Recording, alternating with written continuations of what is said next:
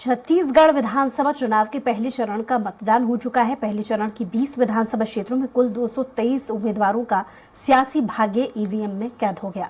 पहले चरण की 20 में से 10 विधानसभा क्षेत्रों में सुबह 7 बजे से दोपहर 3 बजे तक मतदान हुआ। इसमें मोहला, मानपुर, अंतागढ़, भानुप्रतापपुर, कांकेर, कैशकाल, कोंडागांव, नारायणपुर, दंतेवाड़ा, बीजापुर और कोंटा शामिल था। वहीं पंडरिया, कवर्धा, खैरागढ़, डोंगरगढ़, राजनांदगांव, डोंगरगांव, खुज्जी, बस्तर, जगदलपुर और चित्रकूट विधानसभा क्षेत्रों में सुबह 8 बजे से शाम 5 बजे तक मतदान हुआ। और इसलिए हम आपको 6 तस्वीरें भी दिखा रही हैं कि किस तरीके से दिग्गजों ने वोट किया। कवासी लखमा, जो कि मौजूदा वक्त में मंत्री हैं, उन्होंने भी मतदान किया। मोहन मरकाम, वो भी मौजूदा वक्त में मंत्री हैं, मोहन मरकाम ने भी मतदान किया। अभिषेक सिंह पूर्व सांसद रह चुके हैं, वो भी मतदान करने के लिए पहुंचे। और सावित्री मंडावी, जो कि प्रत्याशी है कांग्रेस से, वो भी मतदान करने के लिए पहुंची। शंकर ध्रुव, जो कि प्रत्याशी है कांग्रेस से, वो भी मतदान करने के लिए पहुंचे।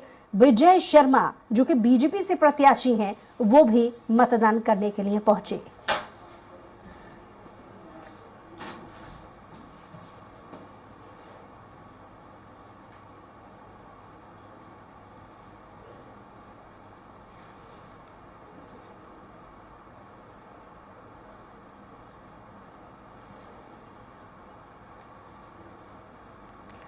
और ज्यादा जानकारी के साथ प्रशांत हमारे साथ लाइव जुड़ गए, हमारे संवाददाता। प्रशांत, मतदान का समय बीत चुका है, 5 बजे तक का समय था।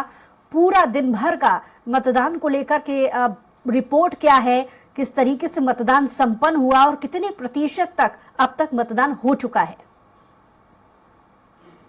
जिस तरीके से प्रथम चरण का आज मतदान था, जिसमें से 20 विधानसभाओं में मतदान होने थे, जिसमें अति संवेदनशील जो नक्सल प्रभावित क्षेत्र है 10 विधानसभा, वहां पे सुबह 7 बजे से 3 बजे तक मतदान हुआ, जिसके बाद 8 बजे से 5 बजे तक जो अन्य 10 विधानसभा थे वहां पर मतदान हुआ। और फिलहाल मतदान की प्रक्रिया पूर्ण हो चुकी है और जो मतदान दल है वो धीरे धीरे करके वापसी की ओर आ रहे हैं, अपने अपने जिला मुख्यालय की ओर पहुंच रहे हैं। लेकिन कुछ ऐसे मतदान दल हैं जो अभी भी उन्हीं क्षेत्रों में रुकने वाले हैं जो रात होने के कारण नक्सल प्रभावित क्षेत्र होने की वजह से कल सुबह पहुंचेंगे। जो नजदीकी कैंप है वहां पर वो मतदान दल रुकने वाले हैं।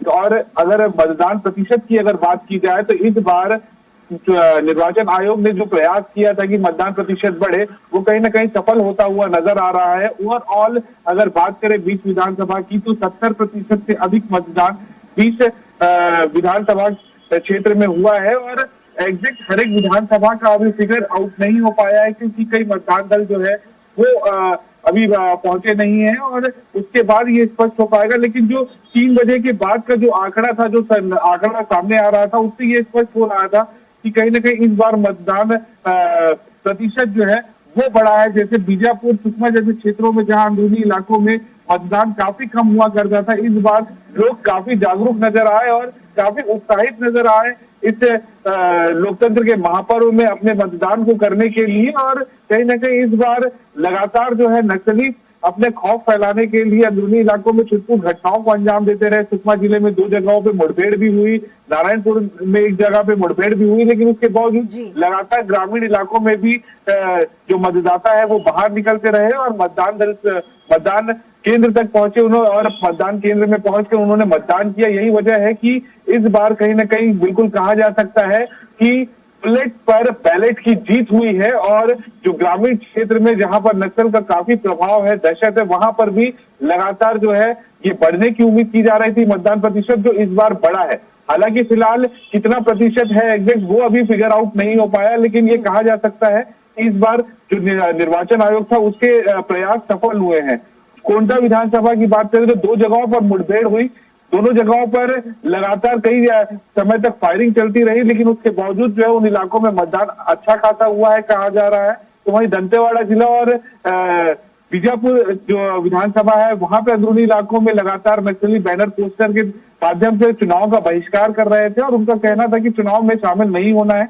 लेकिन ग्रामीण क्षेत्र में भी ग्रामीण लगातार जो है वहां पर निकलकर सामने आए हैं और मतदान अभी पूर्ण हो चुका है। और प्रशांत, अंदरूनी प्रभाव तो पड़ा है, ये बात आपने बिल्कुल सही कही, लेकिन प्रशांत गौरतलब बात यहाँ पर ये भी है कि 10 अलग अलग रीजन में बांटने की यहाँ पर स्थिति देखी गई थी, क्योंकि समय अवधि खास तौर से ये भी प्रभावशाली हुई, क्योंकि हमने देखा कि 10 ऐसे जिले थे जहां पर महज 3 बजे तक का समय था, क्योंकि वो नक्सल प्रभावित ज्यादा इलाके हैं, और 10 जो और जिले हैं उन्हें 5 बजे तक का समय दिया गया था। तो जहां पर महज 3 बजे तक का समय था वहां पर प्रभाव कितना पड़ता नजर आया मतदाताओं पर, क्योंकि पखानजोर की भी एक तस्वीर हमने अपने दर्शकों को दिखाई थी जहां पर 2 केंद्र ऐसे थे जहां पर महज 8 ही वोट पड़े थे। तो ऐसी कुछ अलग अलग तस्वीरें, इसको लेकर क्या रिपोर्ट प्रशांत?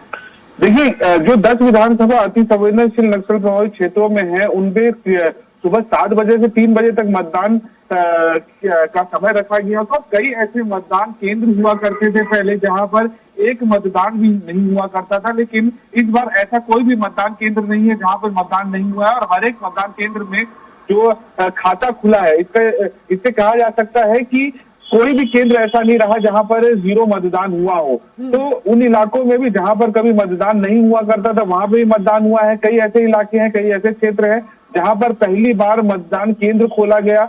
जो ग्रामीणों की मांग थी कि उन्हें बहुत ज्यादा दूर जाना पड़ता है, अंदरूनी इलाकों के ग्रामीण जो है वो बहुत ज्यादा दूर सफर करके नहीं जा सकते क्योंकि उन्हें नक्सलियों का भय होता है, तो वो अपने ही गांव में आसपास मतदान केंद्र खोलने की मांग जो कर रहे थे, उसकी वजह से 200 से अधिक मतदान केंद्र भी जो है वो पूरे बस्तर संभाग में अंदरूनी इलाकों में नए खोले गए थे। तो वहां पे भी मतदान काफी अच्छा हुआ है। और सबसे अहम बात यह है कि नक्सलियों का भय जरूर है ग्रामीणों को। यही वजह है कि ग्रामीण जो है अपने उंगलियों में स्याही लगाने से मना कर रहे थे। हालांकि मतदान वो करना चाह रहे थे लेकिन स्याही लगाने से मना कर रहे थे, क्योंकि उन्हें मालूम है कि मतदान करने के बाद जो स्याही लगती है उससे देखकर नक्सली ये समझ जाते हैं कि उन्होंने मतदान किया, मतदान की प्रक्रिया में शामिल हुए हैं, तो उससे जान का खतरा बढ़ जाता है। तो मतदान करने जरूर पहुंचे लेकिन उसके स्याही लगाने से इनकार किया। तो ये एक जागरूकता बिल्कुल कही जा सकती है कि हर कोई मतदान में शामिल होना चाहता है, लोकतंत्र के इस महापर्व में शामिल होना चाहता है और लोकतंत्र के इस महापर्व को मनाना चाहता है। लेकिन कहीं ना कहीं दहशत भी है नक्सलियों की, इस वजह से जो है वो स्याही नहीं लगा रहे थे। और 10 विधानसभा जो बता रहे हैं आप कि जहां पर एक विधानसभा ऐसी जहां पर 8 मतदान हुआ, तो कुछ जगहों पर ऐसे भी है जहां पर 4 से 5 मतदान भी हुए, लेकिन वहां कभी मतदान नहीं हुआ करता था। लेकिन इस बार मतदान हो रहा है तो एक बड़ी जीत जरूर कही जा सकती है। बिल्कुल अच्छी खबर है कि जहां पर अब तक मतदान नहीं हुआ था, कम से कम शुरुआत तो हुई, और 0 मतदान की जो स्थिति है पहले कई बार के चुनाव में हमने देखा, वो स्थिति यहाँ पर इस बार नहीं देखी गई। लेकिन प्रशांत, साथ ही आपसे जानना चाहेंगे कि अमूमन चुनाव आयोग की तरफ से जो एनुअल ब्रीफिंग रिपोर्ट है वो दी जाती है देर शाम तक, मतदान संपन्न हो जाने के 1-2 घंटे बाद जो कॉन्फ्रेंस के माध्यम से जो एनुअल रिपोर्ट दी जाती है, उसको लेकर के कोई अभी तक सूचना प्रशांत?